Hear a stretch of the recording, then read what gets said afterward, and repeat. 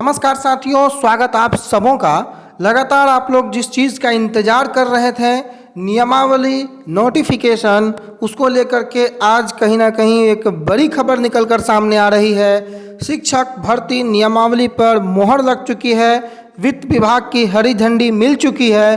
कौन कौन से प्रमुख बदलाव हो रहे हैं, सारी चीज़ें स्पष्ट हो चुकी हैं।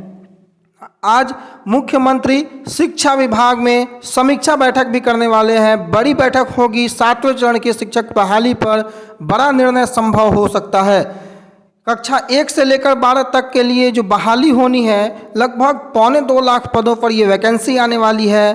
और चूंकि पहले ही नियमावली को लेकर खबरें आ चुकी थी, तो हम लोग देखेंगे कि कौन कौन से बदलाव हो रहे हैं। और मुख्यमंत्री आज जब समीक्षा बैठक करेंगे तो प्रमुख मुद्दा शीर्ष पर कौन सा होगा। सबसे पहले आप ये देख रहे होंगे कि राज्य के स्कूलों में कक्षा 1 से 12 तक लगभग 2.25 लाख शिक्षकों की बहाली के लिए शिक्षक नियुक्ति नियमावली 2022 को वित्त विभाग की हरी झंडी मिल गई है। जी हाँ, ये बड़ी खबर है इस वक्त की कि वित्त विभाग में जो नियमावली पिछले दिनों गई थी, आप यहाँ देख भी रहे होंगे बीच के कॉलम में, जो कि दैनिक भास्कर ने सबसे पहले प्रकाशित की थी।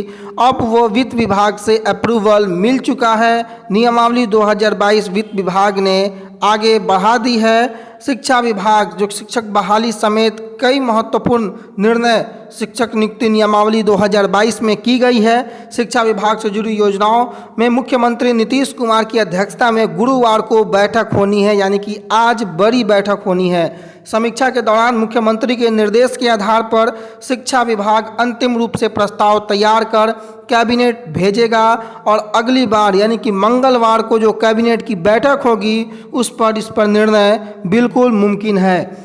जो प्रस्ताव तैयार किया जाएगा उसमें प्रारंभिक स्कूलों में शिक्षक बहाली से लेकर माध्यमिक और उच्च माध्यमिक में शिक्षकों की बहाली कैसे हो, चयन की प्रक्रिया क्या हो, प्रमुख बदलाव जो ऑनलाइन सेंट्रलाइज के साथ जो प्रमुख बदलाव हैं आगे हम लोग देखेंगे। सभी चीज़ों को समायोजित करके वो प्रस्ताव कैबिनेट को भेजा जाएगा। मुख्यमंत्री जो आज समीक्षा बैठक करने वाले हैं, उसके दौरान प्रारंभिक स्कूलों में शिक्षक बहाली के लिए बीटेट आयोजित किया जाए या नहीं किया जाए, इस पर भी चर्चा हो सकती है। ये एक बड़ी खबर है। बीटेट वालों के लिए भी मुख्यमंत्री के समीक्षा बैठक में आज ये चर्चा होनी है कि बीटेट आयोजित किया जाए या नहीं किया जाए। एसटीईटी आयोजन पर भी बात होगी। अभी एसटीईटी में 80,402 क्वालिफाई अभ्यर्थी हैं, परंतु आगे एसटीईटी का आयोजन किया जाए या नहीं किया जाए, इस पर भी चर्चा होनी है। छठे चरण के तहत हाई स्कूल में शिक्षक बहाली प्रक्रिया नवंबर में पूरी हो जाएगी। माना जा रहा है दिसंबर अंत तक या फिर अगले साल शुरू में 7वें चरण में शिक्षक बहाली के लिए वैकेंसी आएगी। शिक्षक नियुक्ति नियमावली में बीटेट, सीटेट और एस्टेट के रिजल्ट पर 60% और शैक्षणिक योग्यता मैट्रिक से लेकर के स्नातकोत्तर, डीएलएड और बीएड तक 40% वेटेज का प्रावधान किया गया है। 7वें चरण में शिक्षक बहाली के लिए सबसे महत्वपूर्ण बदलाव में से एक यही है कि 60% और 40% का जो है ये आपको प्रावधान किया गया है टेट मार्क्स और आपके एकेडमिक क्वालिफिकेशन का। बाकी ऑनलाइन यानी कि पूरी तरीके से आपको ऑफलाइन की जो प्रक्रिया थी उसे खत्म किया जा रहा है और केंद्रीयकृत यानी कि सेंट्रलाइज तरीके से अब ऑनलाइन आवेदन लिए जाएंगे। किस नियोजन इकाई में शिक्षक बनना चाहते हैं, इसका ऑप्शन भी मांगा जाएगा। 15 सितंबर को यह खबर दैनिक भास्कर में प्रकाशित की गई थी। अब जिलों से जो रिक्तियां भेजी गई थी प्रारंभिक स्कूलों के लिए तकरीबन 1,29,000 का जो डाटा था वो भेजा गया था और इसमें सुधार के बाद तकरीबन 1 लाख रिक्ति रह गई है, यानी कि रिक्तियाँ कुछ घट गई हैं। उच्च और उच्चतर माध्यमिक विद्यालयों के लिए 32,714 शिक्षकों की जो बहाली होनी है उसमें अब तक मात्र 2,716 ही योग्य अभ्यर्थी मिले हैं। जिन नियोजन इकाइयों में काउंसलिंग पूरी नहीं हो सकी थी उसके लिए एक और शेड्यूल जारी कर दिया गया है। विभागीय स्तर पर कमेटी बनाने की भी बातें चल रही हैं। शिक्षक बहाली के लिए राज्य स्तर पर विभागीय कमेटी होगा जो कि मेधा सूची तैयार करने से लेकर चयन की प्रक्रिया पूरी कराएगी और पटना को छोड़ अन्य जिला परिषद नियोजन इकाइयों में चयनित अभ्यर्थियों को जो नियुक्ति पत्र है 28 सितंबर को नियुक्ति पत्र दिया जाना है। छठे चरण में 26,000 से अधिक पद रिक्त रहना जो है वो तय है और यह रिक्ति 7वें चरण की बहाली में यानी कि मुख्य रूप से बैकलॉग की जो बातें हो रही हैं यहाँ पर वो 7वें चरण की बहाली में जोड़ दी जाएंगी।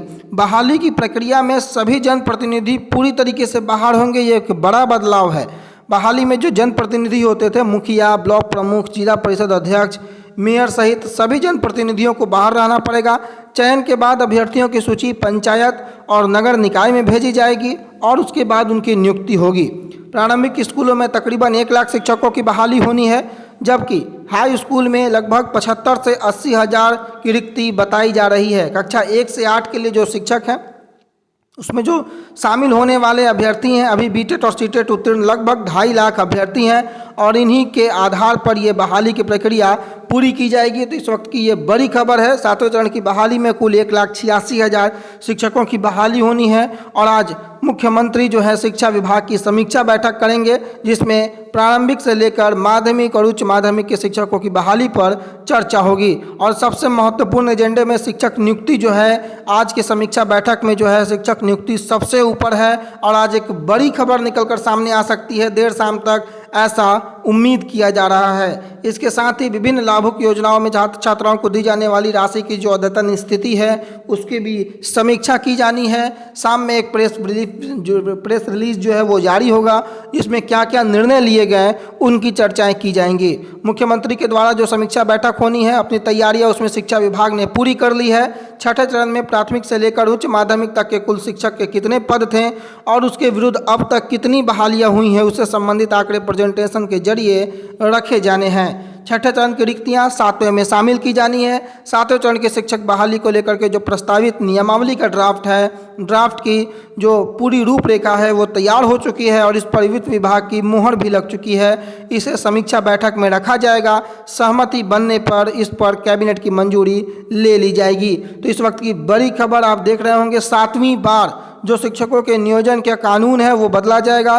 सर्वप्रथम ये नियोजन का कानून जो है, पूर्व में जो राज्य सरकारें थीं उनके माध्यम से भी, जैसे कि आरजेडी की जब सरकार थी उसमें भी ये प्रक्रियाएं बदली गई थी। राज्य के नियोजन इकाइयों में शिक्षकों की बहाली का जो कानून है 7वीं बार बदलेगा। शिक्षकों की बहाली का अधिकार नियोजन इकाइयों को सौंपे जाने के पहले भी अध्यापकों की नियुक्ति के कानून बदलते रहे हैं। प्रारंभिक शिक्षकों की बात करें तो प्रदेश में प्रारंभिक शिक्षकों की नियुक्ति जिला स्तर पर वर्षवार बनाने वाले प्रशिक्षित शिक्षक अभ्यर्थियों के पैनल से होती थी।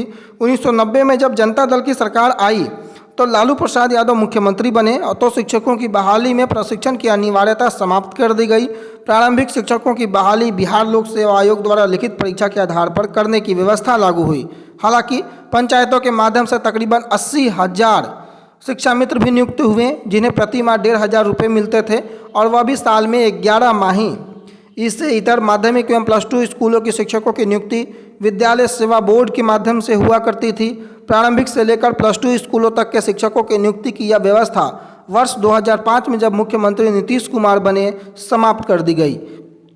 2006 में प्रारंभिक से लेकर +2 शिक्षकों के लिए नियुक्ति के अधिकार नियोजन इकाइयों को दिए गए और इसके लिए नियुक्ति नियमावली 2006 की कानून बनाई गई।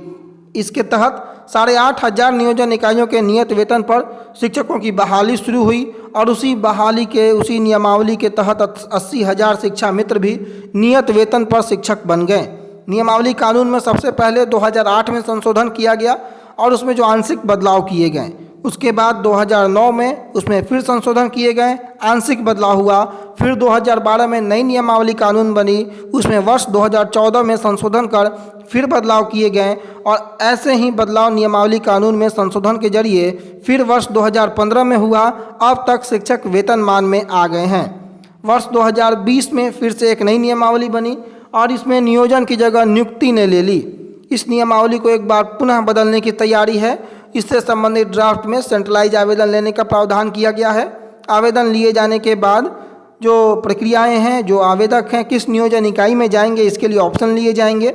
माना जा रहा है कि प्राथमिकता के आधार पर क्रमशः आधा दर्जन ऑप्शन के प्रावधान ड्राफ्ट में है। ये बड़ी खबर है।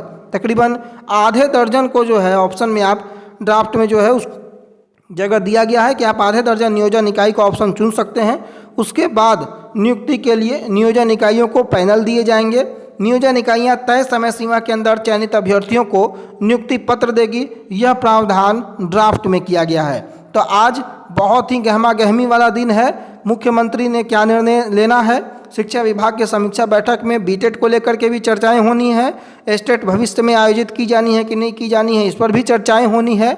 देखना होगा कि प्रक्रिया किस ओर मूव करती है। मुख्यमंत्री नीतीश कुमार आज के समीक्षा बैठक में क्या निर्णय लेते हैं। फिलहाल के लिए नियमावली 2022 पर मोहर लगनी लगभग तय है। 7वें चरण में कुल कितने सीटों पर बहाली आएगी इसकी संभावना पूर्ण है, परंतु बीटेट और सीटेट और एस्टेट की प्रक्रिया क्या होगी भविष्य में, उस पर मुहर लगना बाकी है, उस पर निर्णय आना बाकी है। देर शाम तक इसमें कोई ना कोई निर्णय आएगा, तब हम लोग इस पर खुलकर चर्चा करेंगे। तब तक के लिए अपना बहुत ख्याल रखें। धन्यवाद।